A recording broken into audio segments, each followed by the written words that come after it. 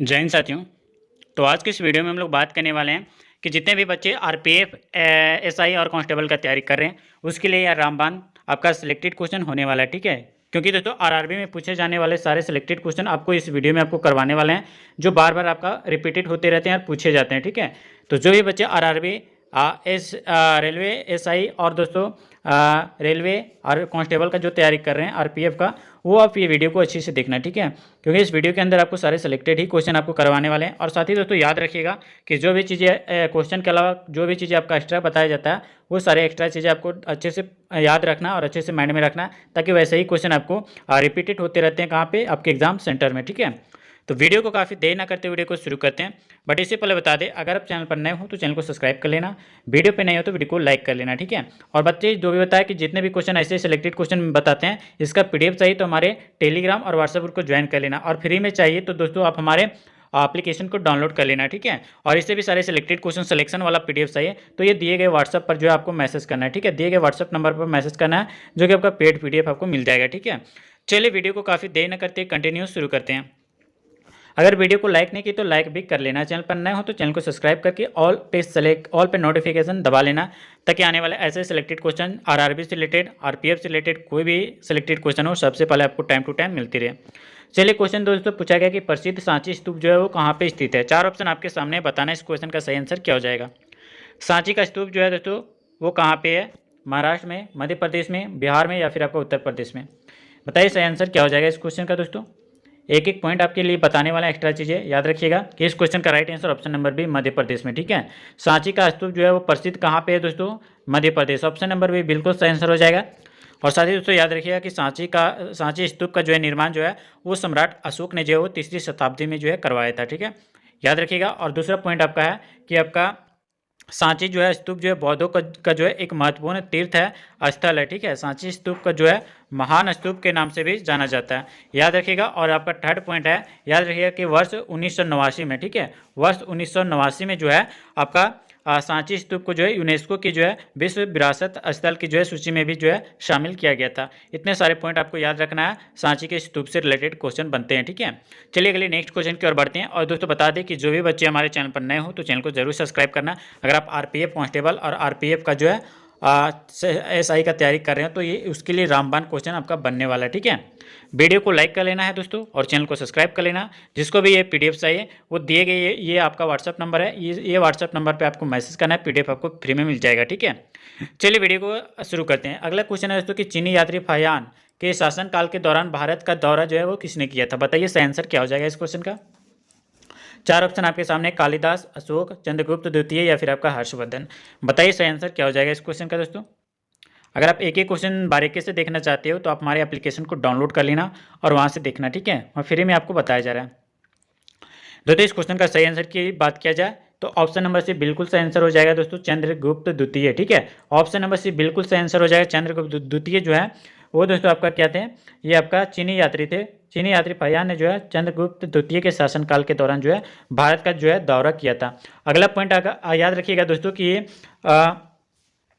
अगला पॉइंट की दोस्तों बौद्ध धर्म व उसके ग्रंथों के बारे में जो है अध्ययन करने के लिए जो है करने के उद्देश्य से जो है फाहियान ने जो है भारत के अतिरिक्त कई एशियाई देशों को जो है यात्रा की थी। और ये भी पॉइंट याद रखिएगा दोस्तों कि भारत यात्रा के दौरान फाहियान ने जो है 3 वर्षों तक जो है पाटलिपुत्र, जिसको हम लोग वर्तमान में पटना कहते हैं, ठीक है, पटना में जो है क्या किया था, संस्कृत विषय का जो है अध्ययन किया था। कौन, चंद्रगुप्त द्वितीय ने। याद रखिएगा, बहुत ही इंपॉर्टेंट क्वेश्चन आपके एग्जाम के लिए हो जाते हैं। आरपीएफ, एसआई, कांस्टेबल के लिए दोस्तों बहुत ही ज़्यादा रामबाण क्वेश्चन आपके एग्जाम के लिए बताया जा रहा है। ठीक है, ये क्वेश्चन दोस्तों आपका कांस्टेबल 2019 में पूछा जा चुका है। ठीक है, आरपीएफ के अंदर। चलिए अगले क्वेश्चन की ओर बढ़ते हैं। और अगले क्वेश्चन है जैन मठ संस्थानों को क्या कहा जाता है। परिग्रह या फिर आपका श्वेतांबर या फिर आपका तीर्थ या फिर आपका बसादिश। बताइए सही आंसर क्या हो जाएगा इस क्वेश्चन का। जैन मठ संस्थानों को क्या कहा जाता है, इनमें से चार ऑप्शन बताइए दोस्तों, सही आंसर क्या हो जाएगा। दोस्तों इस क्वेश्चन का राइट आंसर के लिए अगर बात किया जाए तो ऑप्शन नंबर डी बिल्कुल सही आंसर हो जाएगा दोस्तों, बसादिश कहा जाता है। ठीक है, ऑप्शन नंबर डी बिल्कुल सही आंसर हो जाएगा कि जैन मठ संस्थानों को जो हम लोग बसादिश कहते हैं। ठीक है, और ये भी याद रखिएगा दोस्तों यहाँ पे कि बसादिश जो है वो जैन धर्म के अनुयायियों के लिए जो है क्या है, पूजा का जो है स्थान होता है और यह मुख्यतः दोस्तों कर्नाटक राज्य में जो है स्थित है। और ये भी याद रखिएगा दोस्तों कि बसादिश जो है वो कर्नाटक राज्य में स्थित है। और याद रखिएगा कि बसादिश जो है वो जैन धर्म में जो है हुए तीर्थकरों के जो मंदिर होते हैं, ठीक है। बसादिश जो होते हैं वो जैन धर्म के जो है तीर्थकरों के जो है मंदिर होते हैं। याद रखिएगा ऑप्शन नंबर डी बिल्कुल सही आंसर हो जाएगा, बसादिश, ठीक है। चलिए, वीडियो को लाइक नहीं की तो लाइक भी कर लेना, चैनल पर नए हो तो चैनल को सब्सक्राइब भी कर लेना, ताकि आने वाले ऐसे ही सिलेक्टेड क्वेश्चन आपको टाइम टू टाइम मिलती रहे। इसका पेड नोट पीडीएफ चाहिए तो दिए गए नंबर पे आपको व्हाट्सअप करना है दोस्तों, ये पेड नोट पीडीएफ आपको मिल जाएगा, ठीक है। पूछा गया दोस्तों कि निम्नलिखित विकल्पों में से जो है गलत जोड़ी का चयन आपको करना है, ठीक है। कौन सा गलत जोड़ी है, चंद्रगुप्त मौर्य या फिर आपका बिंबिसार गुप्त या फिर आपका राजा राज चोल या फिर आपका कनिष्क कुषाण, ठीक है। बताइए इस आंसर क्या हो जाएगा इस क्वेश्चन का। अगर आप सच में आरपीएफ का जो है सिलेक्शन लेना चाहते हो, चाहे वो एसआई का हो या फिर आपका कांस्टेबल का हो, दोनों में से किसी का भी हो, तो आप ये सिलेक्टेड क्वेश्चन आप जरूर एक बार देखना दोस्तों, क्योंकि और जितने भी एक्स्ट्रा चीज़ें आपको बताया जा रहा है वो आपके एग्जाम के लिए रामबाण होने वाला है, ठीक है। बताइए इस क्वेश्चन का सही आंसर क्या हो जाएगा। ऑप्शन नंबर पे जो भी बच्चे सही किए होंगे ठीक। ऑप्शन नंबर पे बिंबिसार जो है वो गुप्त वंश से गलत जोड़ी है। ये बिंबिसार जो है दोस्तों याद रखिएगा कि बिंबिसार का जो है संबंध जो है ये हर्यक वंश से है, ठीक है। हर्यक वंश से आपका क्या है दोस्तों, हर्यक वंश से आपका जो है बिंबिसार का संबंध है, ठीक है। लेकिन दोस्तों याद रखिएगा चंद्रगुप्त का जो है मौर्य वंश से संबंधित है, राजा राज चोल का चोल से संबंधित है और कनिष्क का जो है कुषाण से संबंधित है। ये भी पॉइंट आप याद रखिएगा, इंपॉर्टेंट क्वेश्चन आपके एग्जाम के लिए हो जाते हैं। चलिए अगले क्वेश्चन की ओर बढ़ते हैं दोस्तों, और यहाँ पे आपका अगला क्वेश्चन क्या है आप अच्छे से देखना, ठीक है। वीडियो को जरूर लाइक करना, चैनल पर नए हो तो चैनल को सब्सक्राइब भी कर लेना। अगला क्वेश्चन यहाँ पे आपका पूछा गया कि भारत में वैदिक काल को जो है अवधि कब तक चली थी, बताइए। भारत में वैदिक काल को जो है अवधि जो है वो कब से कब तक चली थी, बताइए। आपको 4 ऑप्शन आपके सामने दोस्तों। इंपॉर्टेंट क्वेश्चन है आपके एग्जाम व्यू के लिए। अगर आप सच में आरपीएफ का इस बार सिलेक्शन लेना चाहते हो तो आपका 100% सिलेक्शन होने वाला है, ठीक है। अगर जितने भी क्वेश्चन बता रहे हैं और एक्स्ट्रा चीज़ें बताएंगे वो सारे आपको ध्यान में रखना है दोस्तों। इस क्वेश्चन का राइट आंसर ऑप्शन नंबर है, जो कि आपका 1500 से लेकर 1500 ईसा पूर्व से लेकर 600 ईसा पूर्व तक जो है आपका जो है भारत में वैदिक काल की जो है अवधि चली थी। और ये भी याद रखिएगा दोस्तों यहाँ पे कि वैदिक काल का जो है वैदिक काल को जो हम लोग वैदिक युग भी कहा जाता है, ठीक है। और दोस्तों ये भी याद रखिएगा कि भारत में जो है वैदिक काल की जो है शुरुआत जो है वो सिंधु घाटी सभ्यता के बाद भी हुई थी, ठीक है, याद रखिएगा। और दोस्तों याद रखिएगा कि वैदिक काल को हम लोग 2 भागों में बांटा गया, ठीक है। पहला भाग जो बांटा गया दोस्तों ये पूर्व वैदिक काल जो दोस्तों 1500 से 1000, ठीक है, 1500 से लेकर दोस्तों आपका 1000 ईसा पूर्व तक चला था। और दूसरा जो है दोस्तों दूसरा जो चला था उत्तर वैदिक काल, जिसकी अवधि जो है वो 1000 ईसा पूर्व से लेकर आपका 600 ईसा पूर्व तक जो है चला था। ये पॉइंट आपको याद रखना है दोस्तों, इंपॉर्टेंट क्वेश्चन आपको बताया जा रहा है, एक्स्ट्रा चीज़ें, ठीक है। सिलेक्शन लेना है तो एक्स्ट्रा चीज़ें आप जरूर पढ़ना। और बता दें दोस्तों यहाँ पे कि अगर अगला क्वेश्चन है आर्य संस्कृति के जो है सर्वोच्च जो संख्या में काल में गंगा घाटी के जो है जनपद थे और महाजनपद बन गए थे, बताइए कौन कितने थे, ठीक है। 14, 15, 16 या फिर आपका 18। सही आंसर आपको बताना है दोस्तों कमेंट बॉक्स में। और दोस्तों वीडियो को लाइक नहीं की तो जरूर लाइक करना, चैनल पर नए हो तो चैनल को ऑल पे सेलेक्ट कर लेना, ताकि आने वाले नए नोटिफिकेशन आपको टाइम टू टाइम मिलते रहे। और बता दें दोस्तों यहाँ पे कि इस क्वेश्चन का right answer option number C बिल्कुल सही आंसर हो जाएगा। टोटल यहाँ पे 6, ठीक है। याद रखिएगा ऑप्शन नंबर सी बिल्कुल सही, 16 आपका सही हो जाएगा। और याद रखिएगा कि आर्य संस्कृति के सर्वोच्च काल में जो है गंगा घाटी के जनपद जो संख्या में 16 थे और जब महाजनपद जो है बन गए थे, ठीक है। एक पॉइंट ये भी याद रखिएगा दोस्तों कि प्राचीन भारत में जो है 16 महाजनपदों का जो है उद्भव जो है 6ठी शताब्दी के दौरान जो हुआ था। और दूसरा पॉइंट ये भी याद रखिएगा दोस्तों कि प्राचीन भारत के इन 16 महाजनपदों के बारे में जो है जानकारी का जो है स्रोत बौद्ध धर्म का जो है ग्रंथ अंगुत्तर निकाय से है, ठीक है। साथ में दोस्तों ये भी याद रखिएगा कि तीसरा पॉइंट ये भी याद रखिएगा कि प्राचीन भारत के जो है 16 महाजनपद हैं वो कौन कौन से हैं, तो याद रखिएगा अच्छे से सुनिएगा, ठीक है। पहला जो है आपका अंग है, दूसरा मगध है, और तीसरा जो है काशी है, चौथा जो है आपका वजी है या फिर आपका चौथा जो है वो वत्स है, पांचवा जो है आपका अवंती है या फिर छठा जो है दोस्तों ये आपका सातवां जो है ये आपका कौशल है, और आपका पंचाल है, और मल है, कुरु है, चेदी है, और आपका कंबोज है, और साथ ही दोस्तों आपका मत्स्य है, और सुरसेन है, गंधार है, या फिर आपका अस्मक है, ठीक है। तो ये सारे दोस्तों आपका 16 जो है महाजनपद है। याद रखिएगा दोस्तों आपको एक एक पॉइंट आपको बताएं, 16 महाजनपदों का जो है नाम भी आपको बताएं, ठीक है, अच्छे से याद रखना। चलिए अगले क्वेश्चन की ओर बढ़ते हैं, और जितने भी क्वेश्चन बता रहे हैं आपके एग्जाम व्यू के लिए बहुत ही इंपॉर्टेंट क्वेश्चन है। क्वेश्चन है तो कि 6वीं शताब्दी ईसा पूर्व की जो है प्रारंभ में भगवान महावीर का जो है जन्म जो है वो निम्नलिखित में से किस स्थान पर जो है हुआ था, बताइए दोस्तों। ऐसे ही क्वेश्चन आपको घुरा फिरा के जो है क्वेश्चन पूछे जाते हैं, ठीक है। इस क्वेश्चन का ऑप्शन है दोस्तों मगध, पाटलिपुत्र, वैशाली या फिर आपका सारनाथ। बताइए सही आंसर क्या हो जाएगा। इसका पीडीएफ हमारे यहाँ पे मिल जाएगा, यहाँ पे देख सकते हैं, दिए गए नंबर पे आपको व्हाट्सअप करना, ये पीडीएफ मिल जाएगा। और साथ ही दोस्तों फ्री में चाहते हैं तो आप हमारे एप्लीकेशन को डाउनलोड कर लीजिएगा, जिसका लिंक आपको डिस्क्रिप्शन में मिल जाएगा, ठीक है। ये पीडीएफ आपको चाहिए तो, ठीक है। चलिए इस क्वेश्चन का सही आंसर के लिए अगर बात किया जाए तो ऑप्शन नंबर सी बिल्कुल सही आंसर हो जाएगा, वैशाली में, ठीक है। याद रखिएगा दोस्तों, महावीर का जन्म जो हुआ था ये वैशाली में हुआ था। और बात करें यहाँ पे कि 6ठी शताब्दी ईसा पूर्व के प्रारंभ में जो है भगवान महावीर का जो है जन्म कब हुआ था दोस्तों, 540 ईसा पूर्व में हुआ था, ठीक है। याद रखिएगा। और यह कहाँ पे दोस्तों, कुंडल ग्राम वैशाली नामक जो है स्थान पर हुआ था। याद रखिएगा, कुंडल ग्राम वैशाली, ठीक है। ये भी पॉइंट याद रखिएगा दोस्तों कि भगवान महावीर स्वामी जैन धर्म के जो है अंतिम तीर्थकर थे, अंतिम यानी लास्ट तीर्थकर थे, ठीक है। और याद रखिएगा दोस्तों कि महावीर स्वामी की जो है मृत्यु जो है वो वर्ष जो है 468 में जो है हो गई थी, ठीक है। कब दोस्तों, 468 ईसा पूर्व में जो है पावापुरी बिहार नामक स्थान पर जो है हुई थी। दोस्तों याद रखिएगा, बहुत ही इजी क्वेश्चन आपको बता रहे हैं और इंपॉर्टेंट क्वेश्चन भी बता रहे हैं। जो भी एक्स्ट्रा चीज़ें बता रहे हैं वो आपके एग्जाम के लिए ओरिएंटेड बन जाते हैं, ठीक है। चलिए अगले क्वेश्चन की ओर बढ़ते हैं। और यहाँ पे आपका अगले क्वेश्चन पूछा गया है दोस्तों, यहाँ पे पूछा गया है कि मिलिंद पन्हो में जो है बौद्ध धर्म के जो है बौद्ध धर्म से जुड़े जो है सवालों का जवाब किसने दिया था। नागसेन, बुद्ध घोष या फिर आपका वसु बंधु या फिर आपका अश्व घोष। बताइए सही आंसर क्या हो जाएगा इस क्वेश्चन का। क्वेश्चन नंबर 33 का राइट आंसर दोस्तों आप बताना अगर सही आंसर आपको पता है तो। अदरवाइज आप ये वीडियो को अच्छे से देखना, और आप वीडियो को लाइक नहीं किए तो लाइक भी कर लेना, ताकि आने वाला ऐसे सिलेक्टेड क्वेश्चन आपको टाइम टू टाइम मिलती रहे। तो इस क्वेश्चन का राइट आंसर के लिए अगर बात करें तो ऑप्शन नंबर ए बिल्कुल सही आंसर हो जाएगा, नागसेन, ठीक है। नागसेन जो है वो दोस्तों आपका क्या थे, दोस्तों याद रखिएगा कि मिलिंद पन्नुक में जो है बौद्ध धर्म से जुड़े सवालों का जवाब जो है वो नागसेन ने दिया था। और ये भी पॉइंट आप याद रखिएगा दोस्तों, अगला पॉइंट कि मिलिंद पन्नुक का जो है एक बौद्ध ग्रंथ है जो पाली भाषा में जो है रचिता गया है, ठीक है। और ये भी याद रखिएगा दोस्तों कि इनमें जो है मिलिंद तथा नागसेन की जो है मध्य बौद्ध मत पर जो है हुई थी। और याद रखिएगा वार्तालाप वर्णित किया गया, ठीक है।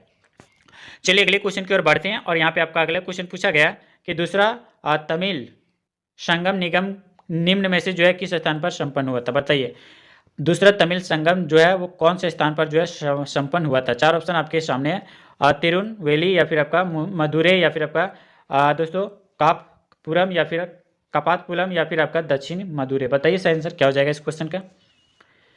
तो हमारे एप्लीकेशन को डाउनलोड नहीं किए तो जाके डाउनलोड करना और वहाँ पर ये पीडीएफ आपको फ्री में मिल जाएगा, ठीक है।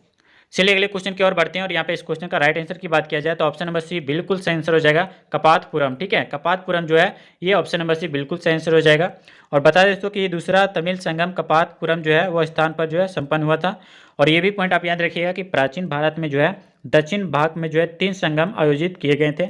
और ये इनमें तमिल कवियों का जो है समागम जो है भी जो है कहा जाता है, ठीक है। याद रखिएगा दोस्तों कि तमिल व्याकरण जो है ग्रंथ जो है वो कपियम, ठीक है। कपियम का जो है संबंध वो तमिल कवियों के जो है दूसरे समागम से है, ठीक है, समागम से है। और ये भी याद रखिएगा दोस्तों कि पहला तमिल संगम और दोस्तों तीसरा तमिल संगम जो है वो मदुरै स्थान पर स्थित है। याद रखिएगा मदुरै स्थान पर जो है स्थित है, ठीक है। और दोस्तों ये भी याद रखिएगा कि पहला और जो याद रखिएगा कि पहला जो है तमिल संगम और तीसरा तमिल संगम जो है मदुरै स्थान पर जो है संपन्न हुआ था। ऑप्शन नंबर इस क्वेश्चन का सी बिल्कुल सही आंसर हो जाएगा, ठीक है, कपातपुरम। चलिए अगले क्वेश्चन की ओर बढ़ते हैं दोस्तों। और यहाँ पे आपका अगला क्वेश्चन पूछा गया कि यहाँ पे आपका पूछा गया दोस्तों कि प्रसिद्ध यात्री फाहियान का संबंध जो है किस देश से है, इटली से, पर्सिया से या फिर आपका ग्रीस से या फिर आपका चीन से। बताइए इसका आंसर क्या हो जाएगा। वीडियो को लाइक नहीं की तो लाइक भी कर लेना, चैनल पर नया हो तो चैनल को सब्सक्राइब भी कर लेना। और बता दें दोस्तों जो भी बच्चे इस क्वेश्चन का पीडीएफ हमारे एप्लीकेशन से लेना चाहते हैं जाके एप्लीकेशन को डाउनलोड कर लेना, जिसका लिंक आपको वीडियो के डिस्क्रिप्शन में है। साथ ही दोस्तों हमारे टेलीग्राम व्हाट्सएप को ज्वाइन नहीं किए तो वो भी जाके ज्वाइन कर लेना। जो भी अपडेट आता है आरपीएफ से रिलेटेड वो सबसे पहले आपको टाइम टू टाइम मिल जाता है, ठीक है। इस क्वेश्चन का सही आंसर आपको बताना है दोस्तों। करेक्ट आंसर क्या हो जाएगा बताइए। 4 ऑप्शन आपके सामने है। इस क्वेश्चन का right answer option number D बिल्कुल सही आंसर हो जाएगा दोस्तों, चीन, ठीक है। यहाँ पे ऑप्शन नंबर डी चीन हो जाएगा दोस्तों कि यहाँ पे देख सकते हैं कि प्रसिद्ध यात्री फाहियान का संबंध जो है वो चीन देश से है। और ये भी याद रखिएगा दोस्तों कि फाहियान जो है वो भारत चंद्रगुप्त विक्रमादित्य के जो है शासनकाल आया था। और ये भी याद रखिएगा कि फाहियान जो है वो भारत आने वाला जो है प्रथम चीनी यात्री था। और याद रखिएगा दोस्तों यहाँ की फाहियान बौद्ध धर्म का जो है अनुयायी था और अपनी भारत यात्रा के दौरान जो है फाहियान 6 वर्षों तक जो है यहीं रहा था, ठीक है। याद रखिएगा दोस्तों कि फाहियान जो है वो बौद्ध धर्म तथा उसके जो है ग्रंथों के बारे में अध्ययन करने का जो है उद्देश्य जो है भारत आया था, ठीक है। चलिए दोस्तों, याद रखिएगा इतने सारे पॉइंट आपके फायान के बारे में बता चुके हैं, ठीक है।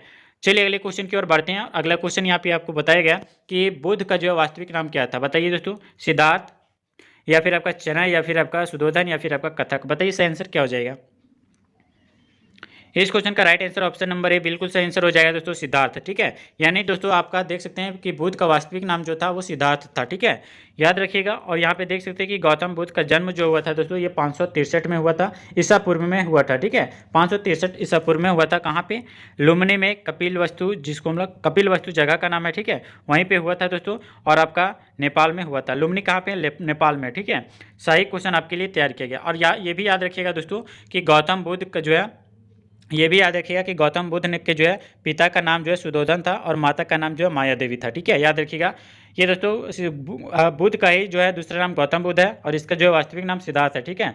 और याद रखिएगा इसके पिता का नाम जो है सुधोधन था और माता का नाम माया देवी, याद रखिएगा। और चना जो है दोस्तों गौतम बुद्ध का जो प्रमुख सारथी तथा सेवक था। चना, याद रखिएगा, जो चना जो था वो दोस्तों आपका प्रमुख सारथी और सेवक था। और याद रखिएगा कत्थक के बारे में, तो कत्थक जो था दोस्तों ये गौतम बुद्ध का जो है घोड़ा का नाम था, ठीक है। इंपॉर्टेंट क्वेश्चन है दोस्तों, गौतम बुद्ध का घोड़ा का नाम कत्थक था। चना जो था दोस्तों ये सारथी और सेवक था, याद रखिएगा, इंपॉर्टेंट आपके एग्जाम के लिए। चलिए अगले क्वेश्चन की ओर बढ़ते हैं। और आपका अगला क्वेश्चन यहाँ पे पूछा गया कि जैन अवस्था किस धर्म से जो है संबंधित पवित्र ग्रंथ है। बताइए, ईसाई से, सिख से, पारसी से, या फिर आपका इस्लाम से। बताइए इसका आंसर क्या हो जाएगा इस क्वेश्चन का। जितने भी क्वेश्चन बता रहे हैं आपके एग्जाम व्यू के लिए दोस्तों बहुत ही इंपॉर्टेंट क्वेश्चन है। ये आरपीएफ एसआई में पूछा जा चुका है, ठीक है, 2019 में जो है पूछा जा चुका है दोस्तों। आप पिछले वाले क्वेश्चन बैंक को उठाकर देख सकते हो, ये बार बार रिपीटेड होते रहते हैं।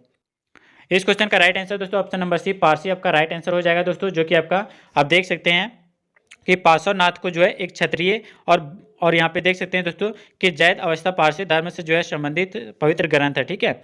और याद रखिएगा दोस्तों ईसाई धर्म से संबंधित जो है, आप याद रखिएगा कि ईसाई धर्म से संबंधित जो है कि पवित्र ग्रंथ जो है वो आपका बाइबिल है, ठीक है, याद रखिएगा बाइबिल। और साथ ही याद रखिएगा सिख धर्म से संबंधित जो पवित्र ग्रंथ है वो आपका साहिब है। और इस्लाम धर्म से संबंधित पवित्र ग्रंथ जो है वो कुरान है। इंपॉर्टेंट क्वेश्चन है दोस्तों, ये क्वेश्चन आपके एग्जाम में फंसते हैं, ठीक है, याद रखिएगा। जो भी एक्स्ट्रा चीज़ आपको बताया जा रहा है वो आपके एग्जाम के लिए रामबाण होने वाला है। तो एक क्वेश्चन से आपको 4-5 क्वेश्चन आपको निकाला जा रहा है, ये बहुत ही ज़्यादा इंपॉर्टेंट बन जाते हैं। अगले क्वेश्चन की ओर बढ़ते हैं। और यहाँ पे आपका अगला क्वेश्चन जो पूछा गया है आप देख सकते हैं कि पार्श्वनाथ जो एक क्षत्रिय और बनारस के जो है राजा अश्वसेन के पुत्र थे, वह कौन से जैन तीर्थकर बने थे। बताइए, प्रथम, द्वितीय, 23वें, या फिर आपका 24वें। बताइए इसका आंसर क्या हो जाएगा। ये दोस्तों आरआरबी ग्रुप डी में पूछा गया, ठीक है, आरआरबी ग्रुप डी में पूछा गया, ठीक है, याद रखिएगा दोस्तों आरआरबी ग्रुप डी में पूछा गया इंपॉर्टेंट क्वेश्चन आपके आरपीएफ में भी पूछा जा सकता है, ठीक है। आप इंपॉर्टेंट क्वेश्चन है तो याद रखिएगा। चलिए बात कर लेते हैं यहाँ पे कुछ डिटेल के बारे में। तो ऑप्शन नंबर इस क्वेश्चन का अगर सही आंसर के लिए अगर बात किया जाए तो ऑप्शन नंबर सी, जो कि अब 23वें है, ठीक है, यहाँ पे ऑप्शन नंबर सी 23वें तीर्थकर थे पार्श्वनाथ। याद रखिएगा दोस्तों कि पार्श्वनाथ जो है एक क्षेत्रीय और बनारस के जो है राजा अश्वसेन के पुत्र थे और यह 23वें जैन तीर्थकर बने थे, ठीक है। और याद रखिएगा दोस्तों यहाँ पे कि जैन धर्म के जो है पहले तीर्थकर जो थे वो ऋषभदेव थे और यहाँ पे दूसरे तीर्थकर जो थे दूसरे में वो आपका अजितनाथ थे और 24वें जो थे वो महावीर स्वामी थे, ठीक है, याद रखिएगा दोस्तों। इंपॉर्टेंट क्वेश्चन आपके एग्जाम के लिए बन जाता है। चलिए अगले क्वेश्चन की ओर बढ़ते हैं। और यहाँ पे आपका अगला क्वेश्चन पूछा गया है कि गौतम बुद्ध जो है वो निम्नलिखित उपदेशों में से किसे जो है अग्नि उपदेश के रूप में जाना जाता है। 4 ऑप्शन आपके सामने, बताइए आंसर क्या हो जाएगा इस क्वेश्चन का। और दोस्तों जो भी बच्चे को ये पेड नोट पीडीएफ चाहिए वो हमारे दिए गए व्हाट्सअप नंबर पर मैसेज करना है और ये पेड नोट पीडीएफ आप लेके आप आरपीएफ का सिलेक्शन ले सकते हो, ठीक है। ये बहुत ही इंपॉर्टेंट क्वेश्चन है जो आरपीएफ एसआई और आरपीएफ कांस्टेबल में जो है पूछा जाने वाला सिलेक्टेड क्वेश्चन आपको दिया जा रहा है, ठीक है। जो भी बच्चे को इस बार सिलेक्शन चाहिए वो दिए गए नंबर पर व्हाट्सअप करके आप ये सिलेक्शन वाला पीडीएफ ले सकते हो, ठीक है। बताइए इस क्वेश्चन का राइट आंसर क्या हो जाएगा। दोस्तों इस क्वेश्चन का right answer option number B बिल्कुल सही आंसर हो जाएगा। दोस्तों आप देख सकते हैं आदित्य पर्याय सूत्र है, ठीक है, ये आपका बिल्कुल सही आंसर हो जाएगा ऑप्शन नंबर बी इस क्वेश्चन का सही आंसर। और बता दें दोस्तों यहाँ पे बता दें कि गौतम बुद्ध के जो है आदित्य पर्याय सूत्र उपदेश को जो है अग्नि उपदेश के रूप में भी जाना जाता है। साथ ही तो ये भी याद रखिएगा कि उपदेश की जो है गौतम बुद्ध ने इंद्रियों और दोस्तों मन से जो है और वैराग्य के माध्यम से जो है दुख से मुक्ति का उपाय बताया, ठीक है। ऑप्शन नंबर यहाँ पे बी बिल्कुल सही आंसर हो जाएगा दोस्तों, ऑप्शन नंबर बी सही आंसर। चलिए अगले क्वेश्चन की ओर बात करते हैं। अगर आप हमारे एप्लीकेशन को डाउनलोड नहीं किए तो जाके डाउनलोड कर लेना, सारे क्वेश्चन का पीडीएफ वहाँ पे फ्री में मिल जा रहा है। बुद्ध चरित्र नामक महाकाव्य जो है वो किसने लिखा था? बताइए तो बुद्ध चरित्र नामक जो है महाकाव्य किसने लिखा था? चार ऑप्शन आपके सामने, गौतम बुद्ध, नागार्जुन, हेमचंद्र या फिर आपका अश्वघोष। बताइए सही आंसर क्या हो जाएगा इस क्वेश्चन का। दोस्तों इस बार सिलेक्शन वाला पीडीएफ आपको चाहिए तो ये दिए गए नंबर पे आपको व्हाट्सअप करना और ये सिलेक्शन वाला पीडीएफ आपको ले लेना है, ठीक है। इस बार आपको हर हाल में सिलेक्शन लेके ही रहना है। बताइए इस क्वेश्चन का राइट आंसर क्या हो जाएगा दोस्तों। क्वेश्चन नंबर 40 का सही आंसर आपको बताना और इस वीडियो का लास्ट क्वेश्चन होगा जो कि आपके लिए तैयार किया गया इंपॉर्टेंट क्वेश्चन, ठीक है। बताइए जो भी बच्चे ऑप्शन नंबर डी सेलेक्ट किए होंगे, अश्वघोष जो है वो दोस्तों बुद्ध चरित्र नामक के महाकाव्य लिखा था अश्वघोष के द्वारा। ऑप्शन नंबर डी बिल्कुल सही आंसर हो जाएगा। अगर बात किया जाए दोस्तों कि अश्वघोष जो है वो कनिष्क के दरबार में दरबारी राज कवि थे, ठीक है। और ये भी याद रखिएगा दोस्तों कि अश्वघोष के जो है सौंदर्यानंद काव्य की जो है रचना भी जो है इसने किया था। और नागार्जुन कनिष्क के जो है समकालीन भी थे। नागार्जुन को ये भी याद रखिएगा दोस्तों कि नागार्जुन के माध्यमिक जो है नागार्जुन के माध्यमिक मत और जो है शून्यवाद का जो है प्रवर्तक माना जाता है, ठीक है। याद रखिएगा इंपॉर्टेंट क्वेश्चन आपके एग्जाम के लिए बन जाता है।